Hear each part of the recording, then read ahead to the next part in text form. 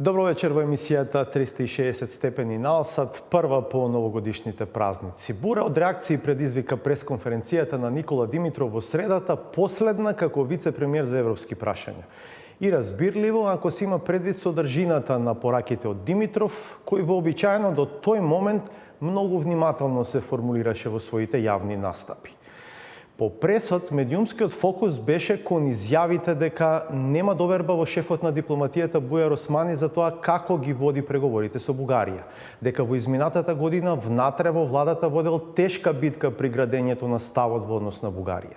Дека неговите ставови за овие прашања се меѓу причините за тоа што веќе нема да биде министер. Иако Димитров изнесе и серија критични оценки за состојбите внатре во државата, или, како што рече, за клучниот пораз, а тоа е неуспехот да се изгради функционален систем во интерес на граѓаните. Зошто се реши за ваков настап? Дали тоа е резултат само на фактот што веќе нема да биде дел од владата? Кои се неговите коментари за критиките што стигнаа на негова адреса во изминатите денови, се дел од прашањата за кои вечерва ќе разговарам лично со Никола Димитров. Интервјуто почнува веднаш.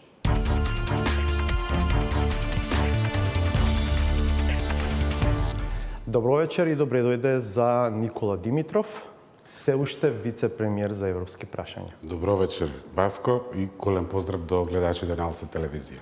Моето прво прашање, вице-премиере, би било по сите реакции, коментари, критики што ги чувте, предпоставам и поддршка која што сте ја добиле од одреден круг на луѓе по 2 ноќи и 3 дена. Дали може би се каете за тоа што го направивте во средата? Очекував напади, некој може би малку ме изненадија, меѓутоа таква е политиката, не оди ништо лесно. Кога човек вели ќе отворам еден непријатен разговор, суштински, за тоа што правиме, каде ни они државата, што правиме со клиентелизмот, што правиме со корупцијата, се разбира дека ќе има напади, едноставно, таква е реалноста. Ке одговорам, може би, на дел од тие, низ текот на ова интервју вечерва. Прво, тој нападот, зошто до сега сум молчал, малку ми е смешен. А се каете? Воопшто не се каем. Не се каете. Добро, велат државнички е да бидете гласен и самокритичен за време на своето делување, а не по истекот. Настапот на Димитров е егоцентричен, што е составен дел од неговиот карактер на само бендисам политичар. Сега читам дел од коментарите кои што... Таа ја немам фатено. Добро. Не ги именувам, но се луѓе со име и презиме. Ова не се Facebook коментари, сакам да кажам. Сепак да, и сами одвелите, најчестиот коментар по вашата пресконференција е ова го прави само затоа што веќе нема да биде дел од владата. Зошто молчеше додека беше министер? Прво, имаше еден добар текст во Deutsche Welle со датуми, со цитати од мои настапи, интервјуа и така натаму. Јас воопшто не молчев и додека бев во владата. Не бев толку отворен, затоа што битката ја водев внатре. И тоа ми беше задача. Ако сум дел од еден тим, за своите позиции мора да се борам внатре. Трето, не е баш дека останав без ништо, па ајде сега ќе се лутам. Ако била приказната и мојата амбиција за функции, јас добив понуда за една од најпрестижните функции во македонската дипломатија, а тоа е да ја представувам земјата во Вашингтон. Или ако не е Вашингтон, дури да се изберам земја или меѓународна организација, каде сакам да работам. Јавноста треба да знае дека таа функција не е толку изложена на јавност, на притисок и на стресови, а има поголеми бенефиции и некаде 5 пати поголема плата од платата на член на влада.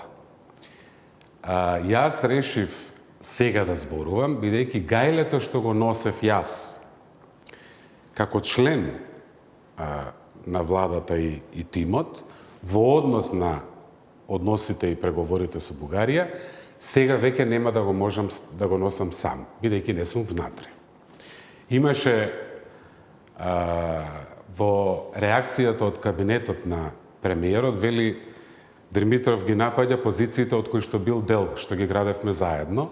Јас во одговор на едно новинарско прашање на самата пресконференција пред 2-3 дена кажав дека точно одговорите на 5+1, точките што ги постави Бугарија, сум дел од нив и стоиме заедно. Изградивме заеднички став. Меѓутоа, тој став беше мачно граден. Сега ме интересира Димитров, бидејќи на пресот фокусот испадна дека е шефот на дипломатијата Османи. Ќе зборуваме за тоа малку повеќе во текот на емисијата. Ми интересира дали ист однос имате и кон доскорашниот премиер Зоран Заев? Дали кога велите водев тешка битка внатре, знаеме дека ставот се градел меѓу премиерот, шефот на дипломатијата и вице-премиерот. Така е, да. Дали истиот тој однос го имате и кон Зоран Заев во смисла на тоа дека таа тешка битка не била само со Османи, туку била и со Заев? Јас би требало да се обидам да избегнам ова да стане една дебата на ниво на јас вака кажав, он така каже. Најнакрупно, мислам дека јавноста треба да знае, тоа веќе и го споменав до некаде, во битката внатре за градењето на заеднички македонски позиции, во 2 наврати бев принуден и да се заканам со оставка. Дека, ако одиме во нова линија, тоа ќе мора да го правите без мене, а јас ќе излезам надвор и ќе бидам гласен. Кому му кажавте тоа? На премиерот? И на премиерот, и во присуство на министерот Османи. Значи, отворено рековте, заминувам ако... Да. Ова работа без мене. Последниот пат, бидејќи беа актуелни преговорите со алтернатива околу идната влада, нели, и новата коалиција и така натаму, реков, еве и ќе олеснам, ако одите вака, моето вице-премиерско место, ќе ги олеснам тие преговори, можете да го понудите на политичката партија алтернатива. И следуваше повлекување? Зошто ова го велам? Не, бидејќи успеавме да ги изградиме... Следуваше повлекување во смисла на позициите, на другите членови на тимот. Сега, дали не е мојата секирација легитимна, кога јас не сум внатре и кога не знам баш дали ќе има некој што ќе каже во новие позиции без мене јас ќе дадам оставка, јас тоа гајле што го носев јас, морам да го споделам со јавноста. Сакам да бидам фер Димитров. Добро. Мојот јавен впечаток од јавните настапи на шефот на дипломатијата Бујар Османи се дека тој, зборам за на едно јавно ниво, се трудеше на многу деликатен начин до овој момент да го води целиот процес и да речеме јас не сум нашол до сега елемент на кој што можам да му забележувам. Низ призмата за која што вие зборувате. Зборувам за јавно ниво. Да, една од нападите ми беше посебно, па и бизарна би рекол, една линија, таа беше тоа што сум поставил еден сигнал дека треба посебно внимание сега кон граѓаните, кон јавноста за ова прашање, вклучувајќи ја тука и улогата на сегашниот и идниот министер за надворешни работи Бујар Османи, е дека причината била дека тој бил етнички албанец. Алберт Муслију. Да се врти водата дека се нема доверба во Бујар Османи, бидејќи албанец е најпогрешен пристап. Тоа, прво, никаде го немам кажано, нити има некаква врска со реалноста. Мислам дека ќе биде погубно за нашата заедничка куќа, ако македонците не се грижат за албанските интереси и ако албанците не се грижат за македонските интереси. Ако беше предмет на предизвик албанскиот јазик, јас ќе го бранев со иста страст, како што го бранам и македонскиот јазик. Има Османи Димитров. Меѓу другото, вели, ако се борев јас за албанскиот јазик, не може да не се борам за македонскиот. Меѓу другото, јас споменав дека несогласување на таа страна беше и Владо Бучковски, кој што во последно време не беше дел од овие координации, меѓутоа во известен период и беше, јас колку што знам, тој е македонец. Значи, тој тип на интерпретации, на шпекулации околу моите мотивации, мојата проценка се темели на лично сведоштво на искажани ставови. И во рамките на внатрешната координација, а и на информации што ги добивам од министри и амбасадори на земјите членки на Европската Унија. И мислам дека ќе биде нечесно ако во името на некакви колегијални односи за толку крупно прашање, јас мојата проценка не ја споделам јавно во ситуација кога веќе нема да бидам таму, за да можем самиот да го носам тоа гајле. Бидејќи работата на интерна координација која ќе дојде во таа мера кулминирачка, кога човек за да обезбеди тоа што мисли дека е преважно, каже, луѓе, ако сакате да одите во нова, ќе мора да одите без мене, не можам да бидам дел од ова. Со мене, додека сум јас на оваа маса, за ова не може да се разговара. И од таму ми е мене елементите и оценката на стапите во јавност се една работа. Тоа што се случува зад сцената е друга работа. Меѓу другото, дури и во јавност, тој имаше една изјава кога кажа: мислам дека Бугарија веќе не оди кон идентитетските прашања. Приговорот на Бугарија кон македонскиот јазик во преговарачката рамка ден денес, за жал, уште не е симнат. Нема јасен сигнал од таа страна дека се свесни дека без таа работа нема договор. Ќе одиме на реклами. Тоа е исто така важно. И ќе се вратиме со разговорот во деликатен момент интервјуто. Останете на нас.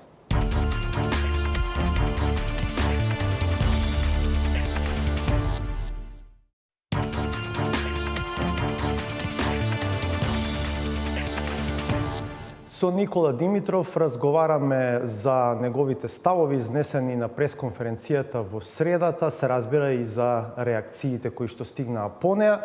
Зборувавме за тоа што го изнесовте како оценка за шефот на дипломатијата.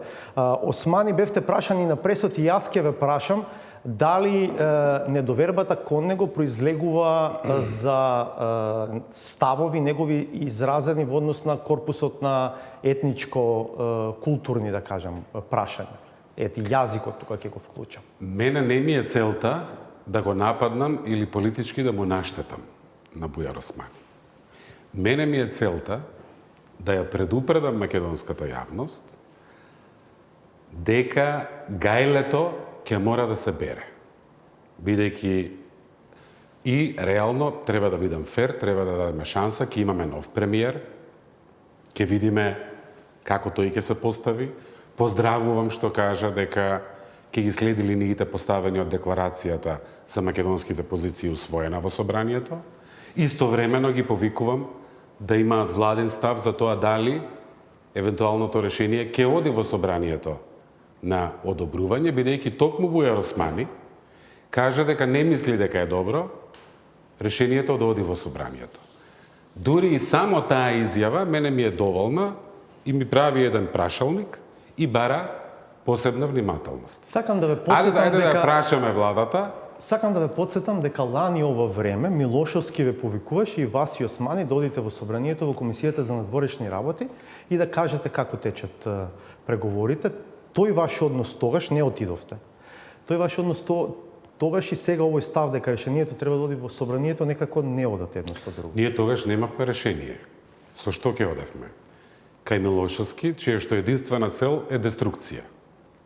На се што е можно, вклучувајќи и на овој процес, каква што беше неговата улога и во однос на преспанскиот процес.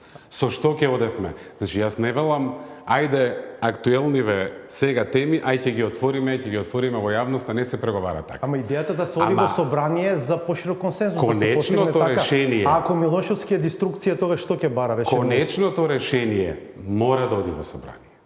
Зошто? Меѓу другото, конечното решение ќе оди на одобрување во бугарскиот парламент.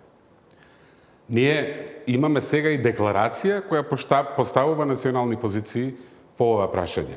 Ако имаме намера да ја почитуваме таа декларација, зошто тогаш да бегаме од парламентот? Ама ако опозицијата е деструктивна, тогаш што очекувате од... Во парламентот не седи само опозицијата и не цела опозиција е Антонио Милошевски.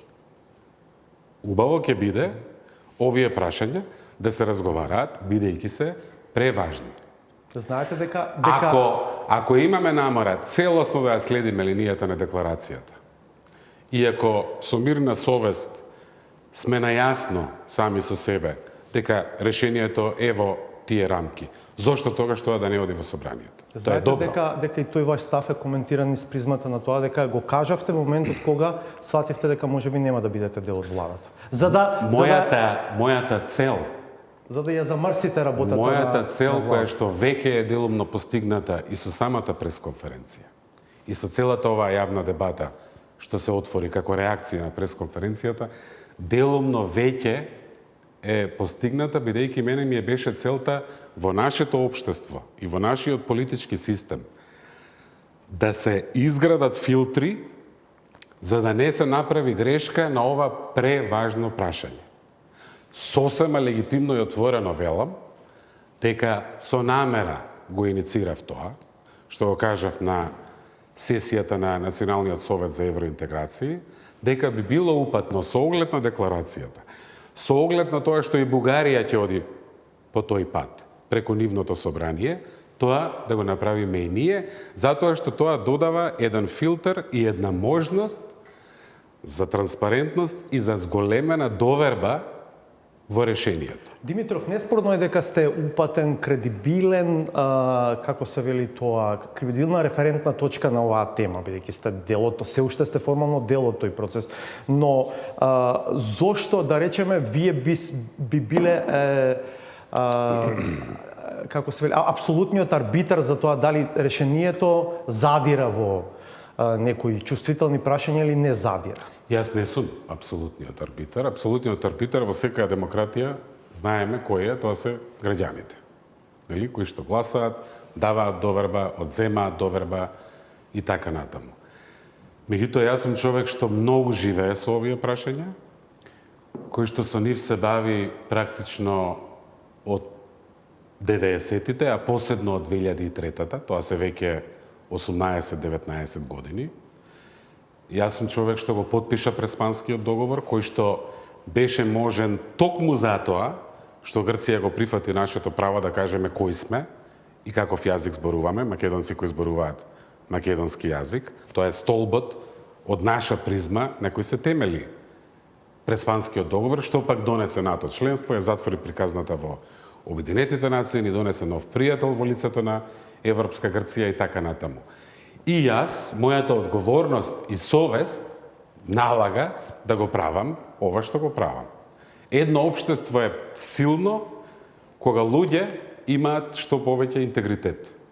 Дали биле во влада, дали биле вон влада, дали се пратеници, дали се новинари, дали се луѓе кои што дали се експерти од оваа област и така натаму и така натаму. Уште еднаш Јас бев на избори, таму си дадов определени ветувања, имам круг на луѓе кои што верува во мене и јас имам право да зборувам гласно во интерес на тие луѓе кои веруваат. Уште еднаш одговорите кои што како владин став се испратени до бугарската страна на тие 5+1 прашање, сметате дека се во рамките на тоа што може да биде наречено достоинствено решение. Тие договори ги поддржувам и можем дури и да кажам, бидејќи малку и ме влечете за јазик на некој начин, во балансот не сакам да наштетам и да нападнам, ама сакам да предупредам, една точка има во нашите одговори, која што ни треба нам.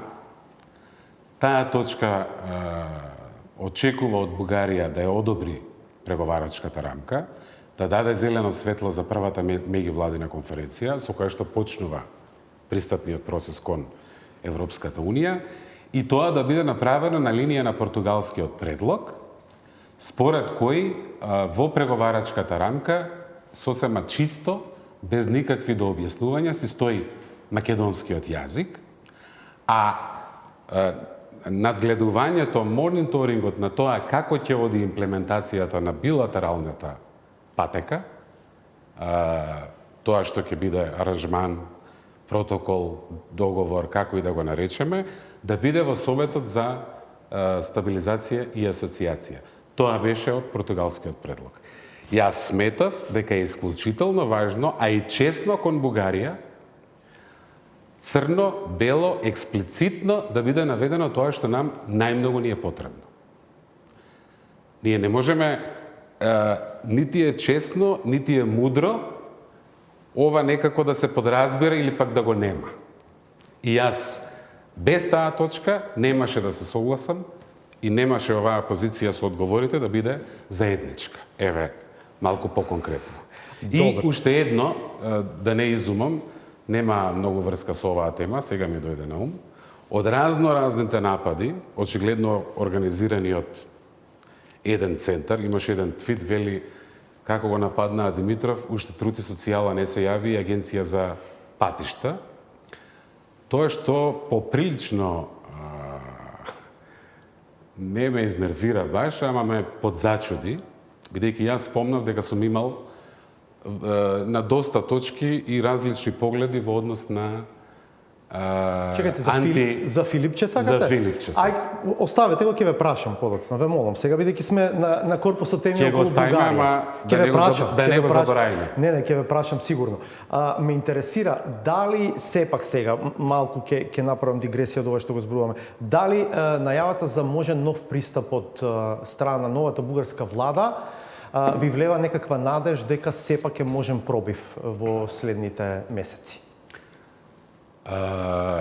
Мислам дека идејата да не се зборува само за историјата, која што е важна, меѓутоа не можеме да ја смениме, туку да зборуваме и за прашања што ни се важни денес и утре, економска соработка, културна соработка, одбранбена соработка, инфраструктура и така натаму, е добра идеја и на некој начин и охрабрува, бидејќи тие се полињата каде можеме да направиме разлика и можеме да направиме напредок. Има една комплексна политичка ситуација во Софија и мислам дека крајниот исход, дали ќе има вистина пробив или нема да има, во голем дел зависи и од таа комплексна политичка ситуација. Мислите пред се на коалицијската влада, составена од 4 партии? Има коалицијска влада, има 4 партии и има шеф на држава, председателот Радев, кој што дури и Советот за национална безбедност го свика да се разговара за нашето прашање. Како вие ги доживувате заклучоците од тој последен, како го велат тие консултативен совет за национална безбедност? Дали беше свикан за да се забетонира ветото или сепак мислите дека тука е отворена некаква, макар и мала пукнатина за да може да се протне некакво решение? Јас, знаете, мене ова прашање ми е толку важно што јас дури и кај комшиите не сакам да наштетам. Ако гледам дека има барем малку надеж дека нешто ќе се придвижи. Прилично очигледно е дека председателот Радев ги држи документите со кои што почна спорот. Декларацијата во собранието, рамковната позиција на тогашната влада, еден документ што е навредлив за македонците. Дури, колку што чув, имало и обид да се влоши позицијата со нов услов во преамбулата, да се додадат бугарите и тоа да се затвори и формално таа уставна процедура пред да се почнат пристапните преговори. Што би било ново одлагање со месеци ако не и повеќе. Добро е што не отишла дебатата и разговорот во таа насока. Меѓутоа, мислам дека имаме премалку уште, и рано е, премалку елементи за да можеме сега со некаква обновена надеж мора да излеземе од тој круг во кој што деломно и сами се внесовме на тие циклуси на надеж и разочарување. И сега, очигледно е дека новата надеж се врзува со јуни. Јас се ќе направам, еве, како глас во јавноста, ова вие што ме прашавте, никако не сум врвен арбитар, ама ја сум еден од релевантните арбитри. Ако успее владата, и дај Боже да успее, и ќе помагам од страна да има достоинствен излез од овој проблем, целосно ќе го поддржам. И ќе бидам сојузник, а не проблем. Ама ако гледам дека работите одат кон недостоинствено решение, ќе бидам голем проблем. Тоа беше мојата пресконференција и таа е многу легитимна и не знам што толку чудно. Малку сакам да го коментирате и меѓународниот контекст. Француското председателство, новата влада во Германија, интересот или неинтересот на САД, нивниот фокус на друго место во поширокиот регион на Европа? Ние успеавме, и тоа исто така не падна од небо, 26 земји членки ценат дека е крајно време да се почнат преговорите. Дека тој неуспех не е само наш, туку е и нивен и дека ги руши позициите на ЕУ на Балканот, не само кај нас, туку и на Балканот. Во таа смисла, мислам дека со француското председателство, едно од големите локомотиви во Унијата, со големи амбиции, со најава на самит ЕУ Западен Балкан во јуни, и ова што го слушам преку дипломатски канали, со намера да има 4 меѓувладени конференции во јуни, Србија, Црногора, нашата Македонија, Северна Македонија, Албанија, ако успее, се разбира тоа. Така што тука гледам едно охрабрување. Имаме нова германска влада, коалиција, која што за прв пат во историјата на германските влади има параграф за нашата мака. Во програмата своја. Во својата програма, во коалицијската програма што ја преговарале трите партии. Социјалдемократите, зелените и либералите. Која што вели во однос на Балканот и политиката на ЕУ проширувањето, овие две земји мора да почнат преговори. Значи, и имаме една ситуација каде Вашингтон се повеќе гледа дека ова има веќе геополитички последици.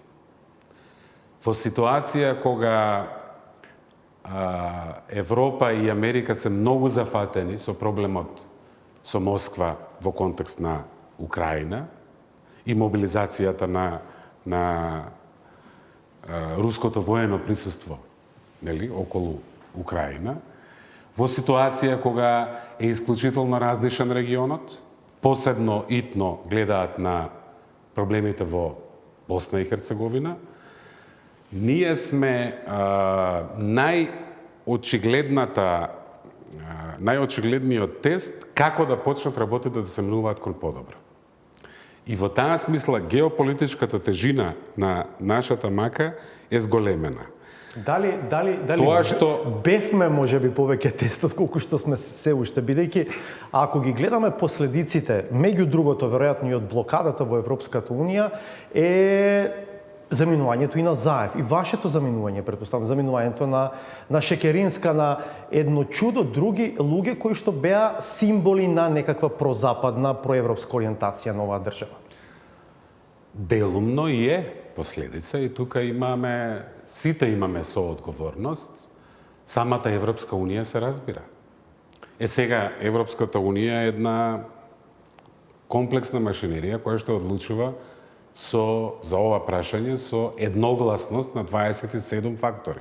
Различни земји, различни интереси, се имаат макар на многу други прашања. За жал, се прекрши ова и на наша глава и делумно пораката, каква е пораката на овој епилог кон другите балкански лидери? За Преспанскиот договор, последен беше папата што изрази длабоко почитување кон напорите и на Грција и на Северна Македонија да се реши тој проблем. Вие се сеќавате каков хвалоспев беше од сите страни, во тоа време Федерика Могерини, од сите страни. Од Јункер, од Вашингтон, од триумф на европската дипломатија. За на крај за малку да се загрози И сега, договорот. што се случи со луѓето што беа најдиректно вклучени во тој процес? Ги нема.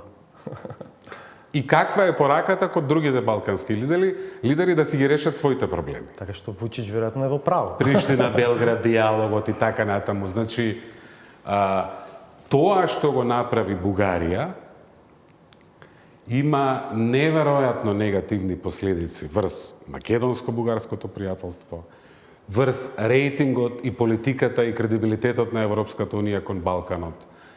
Не знам, јас не се тие си се грижат за своите интереси, меѓутоа ја не знам каква е перцепцијата денес после сиве овие година и пол, неколку пати повторена блокада и така натаму, како нивните партнери гледаат на нив. Каква е улогата на, се надевам, во многу блиска иднина една вистина европска сила во лицето на нашиот сосед. Се согласувате дека новата влада си купи 6 месеци, барем до јуни, да не биде толку изложена на притисок од европските главни градови?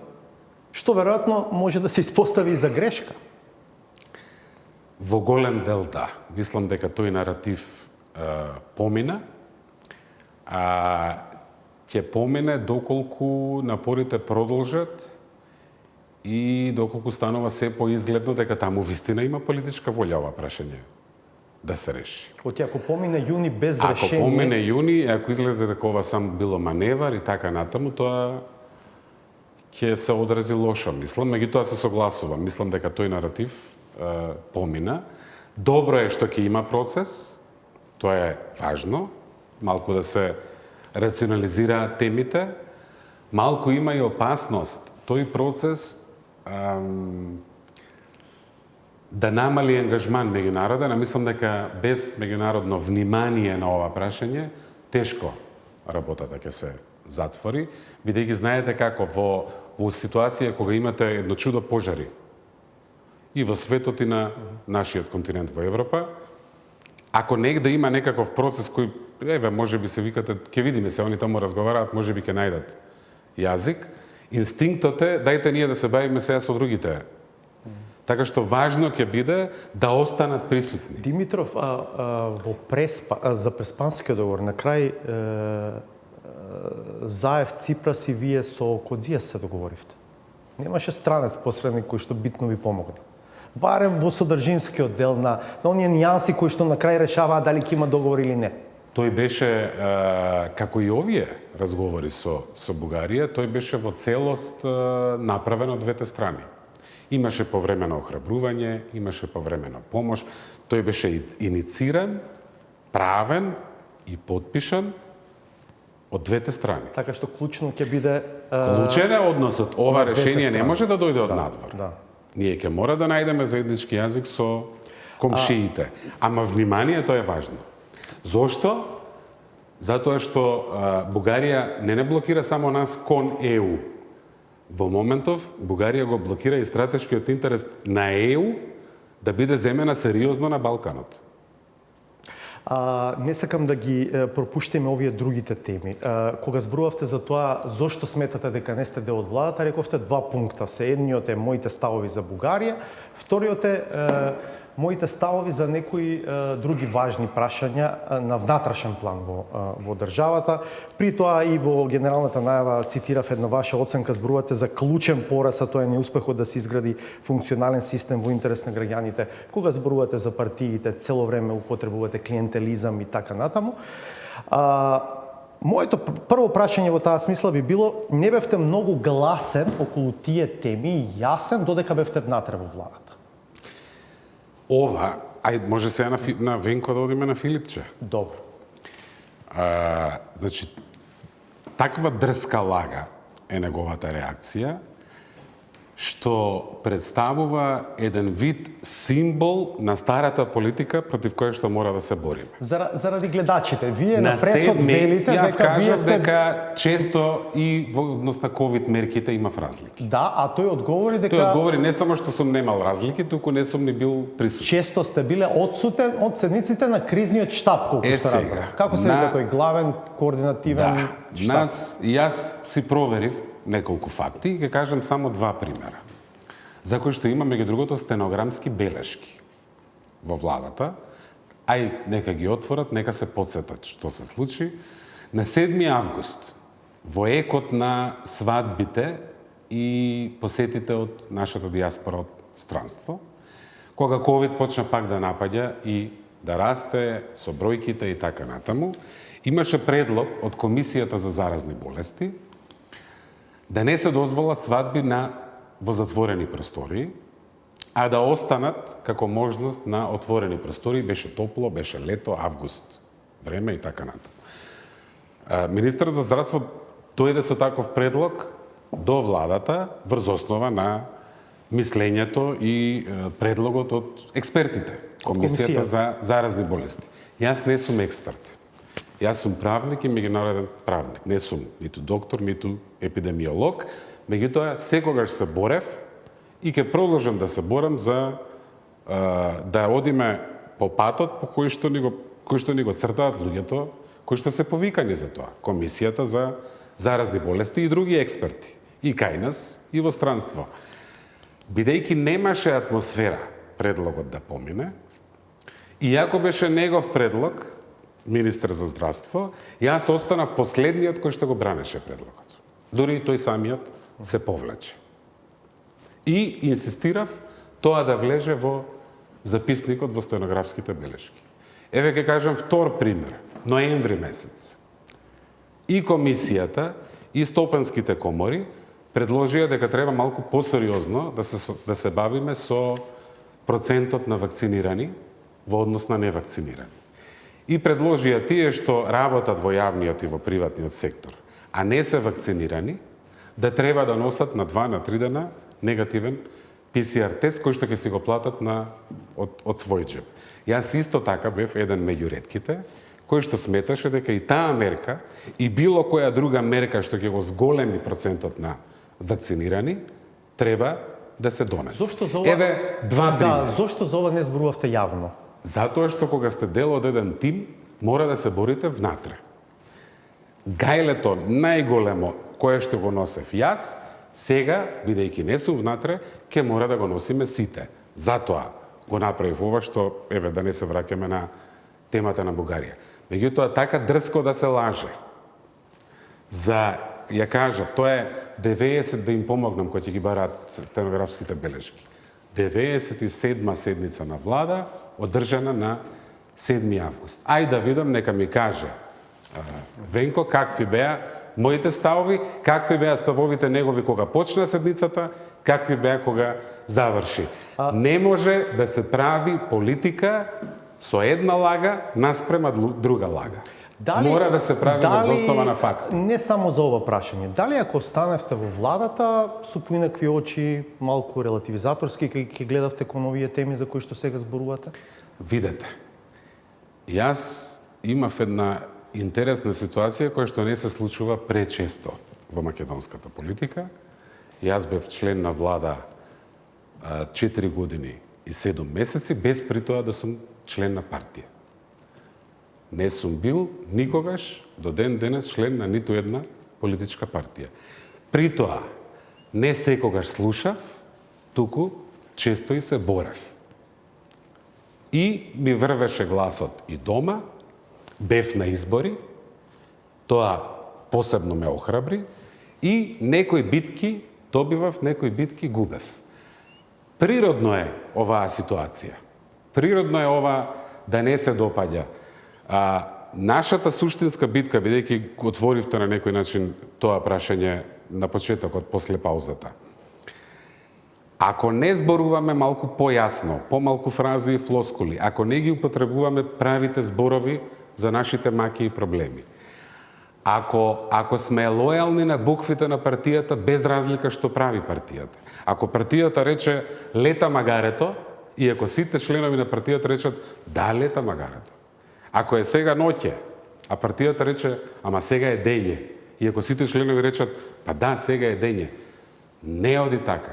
Тоа е старата политика. Димитров, ама ова со Заев, ова начело со Заев дека не оди подолго време е некако видливо. Знаете, искрено, веројатно, јас имав една мачна ситуација и јас верувам дека и нив ги мачев.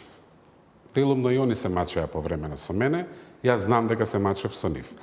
Тоа што мене ме држеше внатре беше одговорноста моите позиции да станат државни позиции во однос на прашањето на Бугарија. Јас не бев посебно воодушевен и не знам колку среќен со многу од потезите што ги правев. Ама така е во политиката, мора да се изберете борби И тоа што ви е важно да не го пуштате, а негде, инаку нема да функционираат работите. На пресот рековте добив понуда за Вашингтон, одбив, добив понуда да избирам друго место, одбив, затоа што сметам дека треба да останам тука и тука да ја водам Тоа битката. го прави сосем неточно, оваа критикава прво, додека бев внатре апсолутно не молчев, дури и во јавност, а посебно внатре, и второ, јас не останав на улица. Мене ми понуди ја исклучително привлечна позиција. Благодарам за тоа.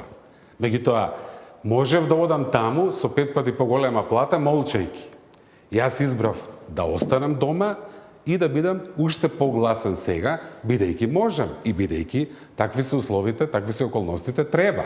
Ако не ви изблокираат, не бидете сигурен, ќе видите сега што значи да не сте дел од структура кој што... Сосема е во ред тоа. Ама ние ако не го залуламе тој чамец на клиентелизмот, за да не знае што баш го снашло, за да не биде, никогаш нема да успееме да одиме напред.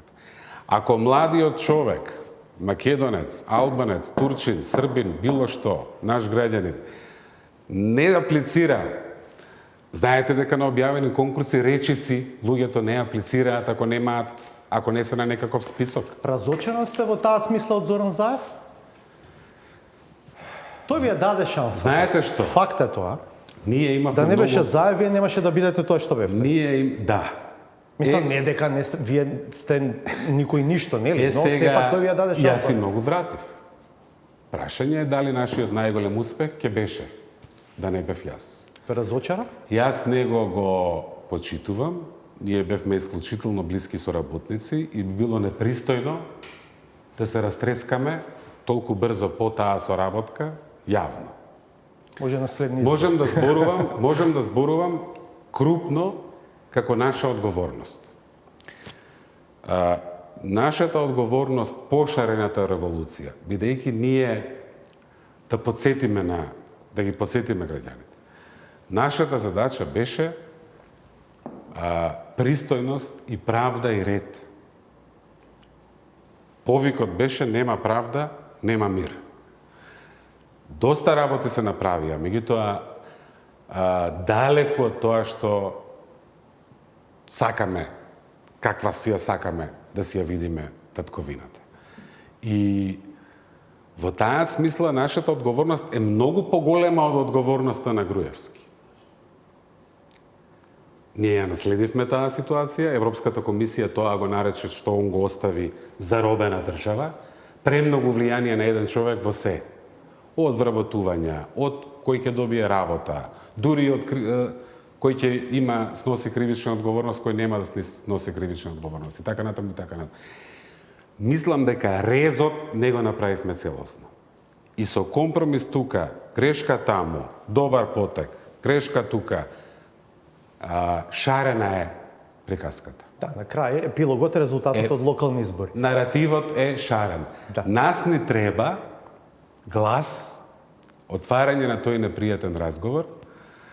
Зошто луѓе не можеме, директорите на клинички центар, директорите на јавните компании, да не бидат дури и некои од малите партии прават клиентелистички дилови. Ние ќе ве поддржиме ако ни дадете 30 директорски места. Не, дури тие исклучиво тоа го прават. Сега да бидеме честни. Може ли да се бориме? Не, јас ќе те поддржам, а ти мене ќе ми даваш услуги. Може ли да се бориме да се укине потребата од услуги? Оти ако тоа не... Јас во последниве години доста имав прилика да разговарам со Ѓорџ Папандреу, поранешниот премиер на Грција. Токму тоа го има направено во Грција. Се преселил од партиски пазар во однос на директори на јавни компании, на важни институции и рекол не, ќе ги правиме, ќе ги викаме на јавен оглас и ќе создадеме тело од независни луѓе со интегритет кој што ќе го води изборниот процес. Ако тој разговор не го отвориме, ако не отвориме разговор како тоа млади луѓе не аплицираат на работни места што ги објавува државата, бидејќи мислат дека се веќе договорени и бидејќи немаат некаква партиска врска, не може Немаме уште многу време. Како мислите дека тој непријатен разговор ќе го отворите? Прво, преку јавни настапи, преку конкретни иницијативи. Не бевте конкретен на прашањето, дури сам го отворивте на пресконференцијата околу можноста да формирате нова политичка партија. Рековте, ако таа почива на овие исти постулати на клиентелизам, тогаш што ќе ни уште една партија? Мислам дека е рано за тоа да бидам конкретен. Јас само можам да кажам дека ќе бидам културен, меѓутоа ќе бидам исклучително непријатен на овие теми. И дека е време ние дома да почнеме сериозно да разговараме и искрено за нашите проблеми. Каде сме денес, каде сакаме да бидеме, каде сакаме да одиме. Ќе зборувам многу помалку за актуелните играчи и за грешките на минатото, ќе зборувам многу повеќе за модели како можеме да си ги подобриме, да си го подобриме животот, вербата кај луѓето, ние не сме ништо по-неспособни од било кој друг народ на светот. Како тоа не можат младите еднината да си ја видат дома? Што сме ние, кој ни е нас проблемот тук? И зошто луѓето се бават со политика? Се бават со политика за да остават трага и да направат нешто добро, или се бават со политика за да ги возат со кола? И да ги викаат премиер, министер, вице-премиер и така натаму. Добро, ќе имаме веројатно уште многу шанси ова да го зборуваме. Благодарам што вечера бевте. Благодарам на можноста и поздрав до гледачите. Уште една пауза, па саботажа.